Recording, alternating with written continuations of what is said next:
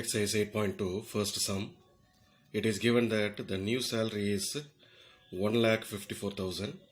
The percentage of increase is 10%. Okay. Now we have to find out the original salary. Okay. Now let us consider the original salary as rupees 100. Now the increase percentage is 10%. Up 10% of increase means the amount for rupees 100 up rupees 100 into 10 by 100. In a 10% 10 by 100. So 100 can be cancelled.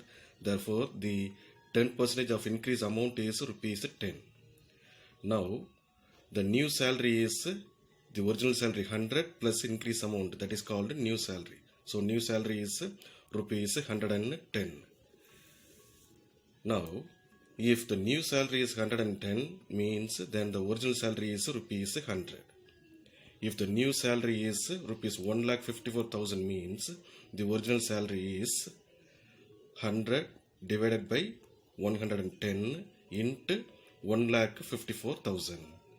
Now we can cancel 10 will be cancelled and 1 11s are 11 and here it is 1 11s are 11, remainder is 4 for 44, 4 11s are 44.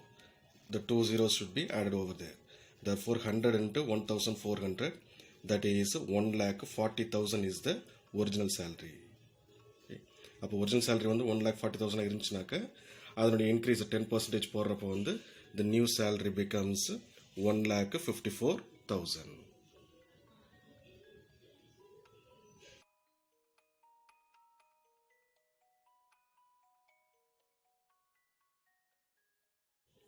Question number 2.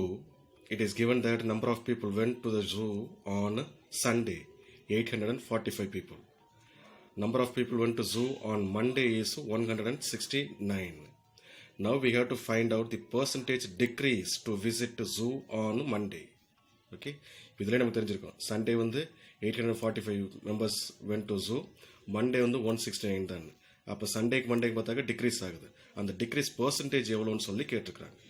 அப்போ number of people decreased on மண்டேன்னு பார்த்தப்போ வந்து 845 minus 169. அப்போ subtract பண்ணோம் அப்படின்னாக்க the decreased number of people வந்து 676. Now we have to find this decrease percentage. அப்போ decrease பர்சன்டேஜ்னாக்க decrease number of people 676 divided by the people went on Sunday, that is 845 into பர்சன்டேஜ்ன்றதுனால 100ல் வந்து வி ஹவ் டு மல்டிப்ளை. அப்போ fifth table cancel பண்ணுறப்ப இது வந்து 169 வரும். இது வந்து 20 times. Again 161 time 169.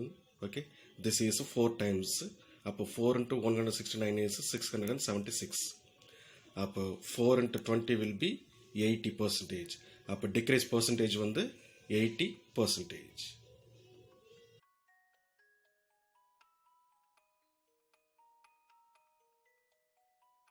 Question number 3.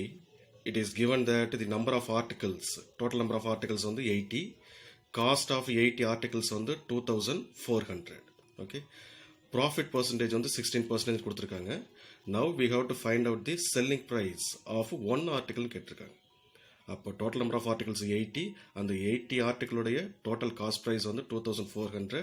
அதை வந்து selling price ஓட profit வந்து 16% கொடுத்திருக்காங்க. அப்போ one ஆர்டிக்கிளுடைய selling price என்னன்னு சொல்லி கேட்டிருக்காங்க. Now let us consider the cost of articles on the rupees 100 னு சொல்லி let us consider. Now 16% profit means அதனுடைய amount எவ்வளோன்னு பார்த்தோம்னாக்க 16 by 100 into 100. அப்போ 16 rupeesன்றது வந்து அதனுடைய profit amount. அப்போ selling price எவ்வளோ வந்திருக்கும் 100 plus 16. அப்போ 116ன்றது வந்து selling price. Now if cost of rupees 100 means cost price வந்து 100 அப்படின்னாக்க selling price வந்து 116. அப்போ காஸ்ட் ப்ரைஸ் வந்து 2,400 அப்படின்னாக்கா அதனுடைய செல்லிங் ப்ரைஸ் அப்படின்னு பார்த்தோம்னாக்க 116 டிவைடட் பை 100 இன்ட்டு 2,400. 00 வந்து கேன்சல் பண்ணிட்டோம்னாக்க அப்போ 116 இன்ட்டு 24. அப்போ செல்லிங் ப்ரைஸ் ஆஃப் 80 ஆர்டிகிள்ஸ் வந்து 2,784. ஓகே, அப்போ selling price of one article அப்படின்னாக்க 2,784 டிவைடட் பை 80. அப்போ ஒரு 0 கேன்சல் பண்ணிட்டு இது வந்து 278.4 சொல்லி எடுப்போம். இப்போ 8ஆல் டிவைட் பண்ணுறன்றப்போ வந்து 34.8 சொல்லி டெசிமலில் வரும். அப்போ cost of selling price of one article is rupees 34 rupees 80 பைசேன்னு சொல்லி வரும்.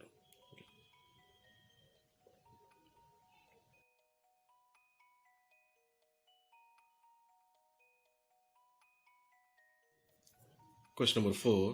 It is given that cost of an article is 15,500. அதுக்குரிய ரிப்பேர் காஸ்ட் வந்து rupees 450. அப்போ ஒரிஜினல் காஸ்ட் ப்ரைஸ்னு பார்த்தோம்னாக்கா இது ரெண்டையும் ஆட் பண்ணிடணும். அப்போ ஆட் பண்ணுறப்ப 15,915 தான் வந்து இதனுடைய ஒரிஜினல் காஸ்ட் ப்ரைஸ். இதில் வந்து ப்ராஃபிட் பர்சன்டேஜ் வந்து 15% கொடுத்துருக்காங்க. Now we have to find the selling price. Okay. Now let us consider if cost price is rupees 100 னு வச்சுக்கிட்டோம் அப்படின்னாக்க அதனுடைய ப்ராஃபிட் அமௌண்ட் எவ்வளவு 15%. அப்போ 100 இன்ட்டு 15/100 அப்போ rupees 15ன்றது அதனுடைய ப்ராஃபிட் அமௌண்ட். அப்போ செல்லிங் ப்ரைஸ் அப்படின்னு பார்த்தோம் அப்படின்னாக்க that is 100 plus rupees 15 that is 115ன்றது அதனுடைய selling price. Now if cost price is rupees 100 means selling price வந்து 115. If cost price is 15,950 rupees அப்படின்னாக்க அதனுடைய selling price is equal to 115 divided by 100 into 15,950. Okay, அப்போ இங்கே பார்த்தோம்னாக்க ஒரு ஜீரோவுக்கு ஒரு ஜீரோ கேன்சல் பண்ணிடலாம். இன்னொரு ஜீரோவுக்கு பதிலாக this becomes 11.5. Okay, now let us multiply 11.5 into 1,595 that gives 18,342.50. அதுதான் அதனுடைய selling price.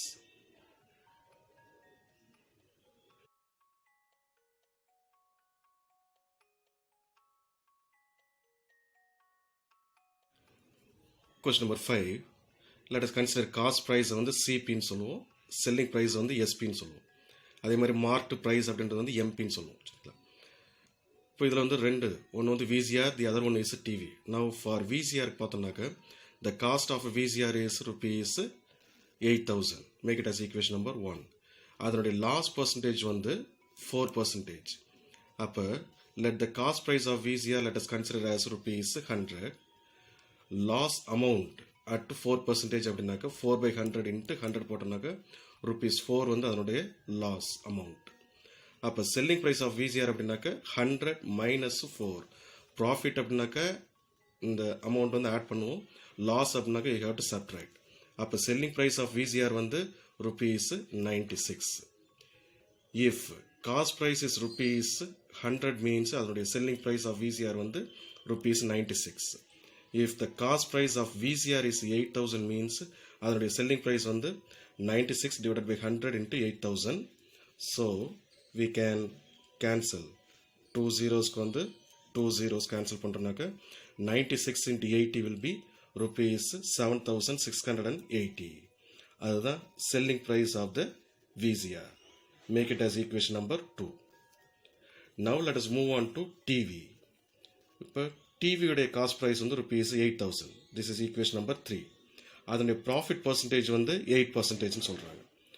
Now let us consider the cost price of TV is rupees 100.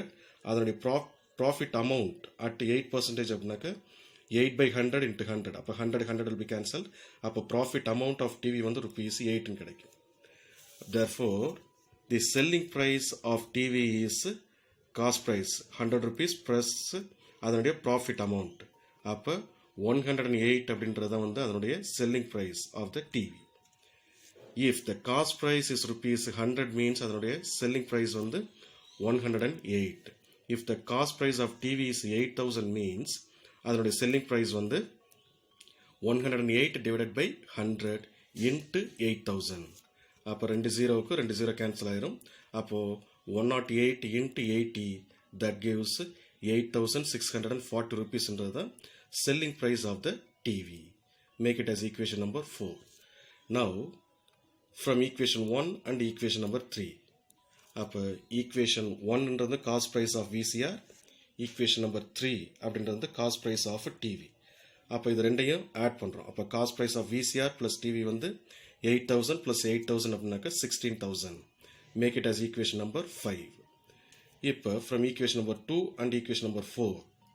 Equation number 2. equation number 2 is here, selling price of VCR, and equation number 4, selling price of TV.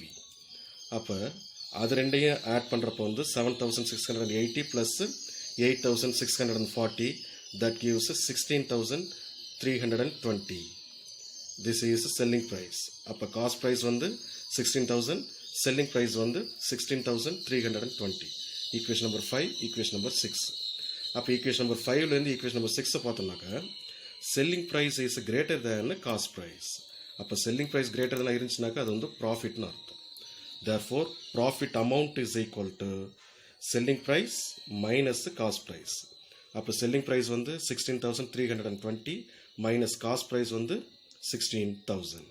அப்போ profit amount வந்து 320. therefore profit percentage கேட்டிருக்காங்க. அப்போ profit percentageனாக்க profit amount 320 divided by cost price. cost priceன்றது வந்து 16,000 into 100, ஏன்னா percentage convert பண்ணுறோம். அப்போ 2 ஜீரோக்கு 2 zero போயிடும், இங்கே ஒரு ஜீரோக்கு இங்கே ஒரு ஜீரோ போயிடும்.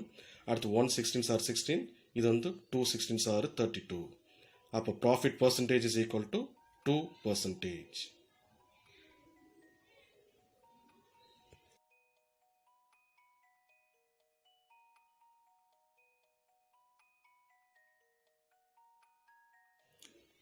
Question number 6, it is given that MP அப்படின்னாக்க மார்க்ட் ப்ரைஸ்னு அர்த்தம்.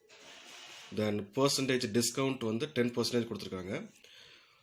Marked price of a pair of jeans அது வந்து rupees 1,450. Marked price of one shirt okay is 850. அப்போ we have to find the amount to be paid by the customer. Okay, இப்போ first வந்து for ஜீன்ஸுக்கு எடுத்துக்கிட்டோம் அப்படின்னாக்கா marked price வந்து 1,450 சொல்லியிருக்கு. அதனுடைய டிஸ்கவுண்ட் பர்சன்டேஜ் வந்து 10%. அப்போ டிஸ்கவுண்ட் அமௌண்ட்னாக்கா 1,450 into 10/100, ஏன்னா 10%. அப்போ 1010, தி அதர் ஜீரோக்கு other zero will be cancelled. அப்போ டிஸ்கவுண்ட் அமௌண்ட் வந்து 145. அப்போ amount to be paid, that is called selling ப்ரைஸ்னு சொல்லுவோம். தட் இஸ் 10450 minus 145, that is 1,305. Make it as equation number 1. இப்போ ஷர்ட்டுக்கு பார்த்தோம் அப்படின்னாக்கா for a shirt marked price of one shirt வந்து rupees 850. அப்போ டிஸ்கவுண்ட் அமௌண்ட் பார்த்தோன்னாக்கா 10%. அப்போ 10/100 into 850, 1 ஜீரோக்கு 1 ஜீரோ கேன்சல் ஆயிரும், தி அதர் ஜீரோக்கு இங்கே ஒரு ஜீரோ கேன்சல் ஆகும். அப்போ discount amount is for one shirt வந்து rupees 85. அப்போ amount to be paid for one ஷர்ட்டுக்கு வந்து 850 minus rupees 85, that is 765. அப்போ amount to be paid for 2 shirts, ஏன்னா பேர் ஆஃப் ஷர்ட்ஸ்னு கொடுத்துருப்பாங்க. அப்போ 2 ஷர்ட்ஸ்னு அர்த்தம். தட் இஸ் 2 into 765, that is 1,530 rupees வந்து பே பண்ணும். Make it as equation number 2. So from 1 and 2, அப்போ ஈக்குவேஷன் நம்பர் 1 அப்படின்றது வந்து ஜீன்ஸுடைய அமௌண்ட் பேமெண்ட் 1,305. ஈக்குவேஷன் 2 வந்து ஷர்ட்டுடைய பேமெண்ட் அமௌண்ட் 1,530. அப்போ amount to be paid by the customer is 1,305 rupees plus 1,530 rupees. ரெண்டையும் add பண்ணோம் அப்படின்னாக்க we will be getting rupees 2,835. அப்போ that amount should be paid by the customer after discount.